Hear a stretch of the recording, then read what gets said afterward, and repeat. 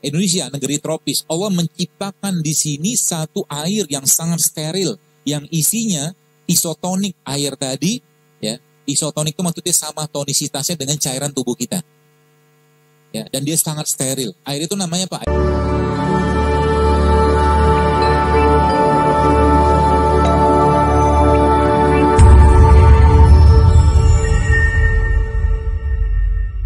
Tubuh itu bisa melakukan proses detoksifikasi itu kalau apa? Kalau dia dikasih bahan baku dan bahan bakar yang tepat. Bahan baku pertama apa? Asam amino. Bahan baku pertama, asam amino. Dari mana kita bisa dapatkan asam amino itu? Manusia Allah ciptakan dari apa? Tanah. Dalam surah Al-Mu'minun Allah bilang walaupun khalaqnal insana min sulalatin min tin, katakan kami ciptakan manusia dari tanah. Maka kita butuh semua unsurnya tanah. Kita nggak bisa makan tanah. Maka kita mengambil sarinya tanah. Kita mengambil intinya tanah. Siapa yang bertugas mengambil sari pati intinya tanah? Ada satu makhluk namanya lebah. Lebah itu mengambil madu kan? Madu itu diambil dari mana? Dari puncuknya bunga tadi, dari bunga atau segala macam, diambil dari akar kan sebenarnya kan? Jadi madu itu sari patinya tanah. Bahasa lainnya madu itu adalah ya komponen asam amino terbaiknya manusia itu ada pada madu. Maka makan madu itu tiap hari. Gitu. Yang pertama asam. Yang kedua apa? Indonesia, negeri tropis. Allah menciptakan di sini satu air yang sangat steril, yang isinya isotonik air tadi, ya. Isotonik itu maksudnya sama tonisitasnya dengan cairan tubuh kita. Ya, dan dia sangat steril. Air itu namanya apa? Air kelapa. Air kelapa itu isinya sama amino juga. Subhanallah kan. Jadi kalau kita udah ngerti Indonesia ini berlimpahnya luar biasa, subhanallah. Saya katakan, kadang-kadang kalau kita yang Bapak Ibu sempat Allah kasih rezeki luar negeri, bingung. Saya tuh pernah ke Jepang. Di Jepang tuh punya duit tapi nggak bisa makan. Ini babi, itu babi, semua babi. Ya, bahkan nasi pun mereka pakai mirin. Mirin tuh kayak araknya, supaya nasinya pulen. Dikasih mirin coba. Gitu. Akhirnya terpaksa lah waktu kapan hari ke Jepang beberapa tahun lagi itu kan saya bawa mie. Pergi ke restorannya, nggak berani juga pakai piringnya, karena piringnya campur sama babi-babian. Akhirnya saya makan mie tadi pakai gelas cangkir. Bagian dari kita menjaga, ya seperti itu. Asam amino. Asam amino. Jadi apa tuh namanya? Tubuh kita dari saya katakan gen-gen tadi dia butuh asam amino. Ya. Maka air kelapa itu menjadi salah satu itunya, apa tuh namanya solusinya. Kalau Bapak Ibu punya racun tikus, ya, racun tikus itu katakanlah racun tikus atau racun hama lah yang cair ya, lalu Anda masukin ke dalam air kelapa gini kan, maksud itu gumpal dia. Itu dahsyatnya air kelapa. Maksudnya apa? Racun tikus bisa dikoagulasi, digumpalkan sama dia, nggak bisa larut dalam airnya.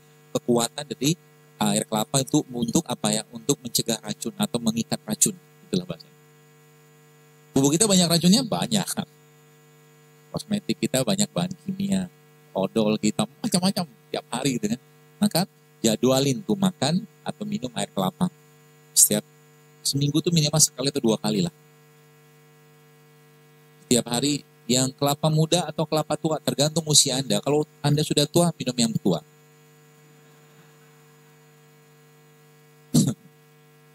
Beda, ini bukan bercanda, beneran. Karena kelapa tua sama kelapa muda beda kandungan nutriennya. Beda. Jadi kalau orang-orang dengan maaf 50 tahun ke atas gitu kan, dia nggak butuh air kelapa yang detox, dia butuh nutrien-nutrien atau makronutriennya aja, kata guru saya gitu. Karena dia peneliti juga. Nah, termasuk orang-orang tua kayak begitu, air kelapanya diminum, santannya diminum. Santan itu sehat, asal jangan dipanaskan. Sehat. Maka ada namanya satu resep di daerah di pengobatan Ayurveda itu namanya golden turmeric latte. Golden turmeric latte. Santan, kasih jahe, kasih kunyit, kasih kurma. Enak banget. Serius. Dan lemak dia ada lemak yang sangat baik untuk jantung. Jadi nanti kalau ibu-ibu Anda misalkan meres santan, nah santannya tadi diperosnya pakai airnya, jangan pakai air biasa. Paham ya? Jadi meres santan itu pakai airnya. Terus santannya diapain? Jangan digodok, rusak dia. kepanasan pada santan kan rusak. Makanya Indonesia itu kan punya satu makanan yang santan dipanasi berulang-ulang tuh. Ada daging dikasih santan, panasin. Namanya apa? Bukan Pak Iban. Namanya rendang kan? Tidak apa-apa makan rendang silakan. Ya.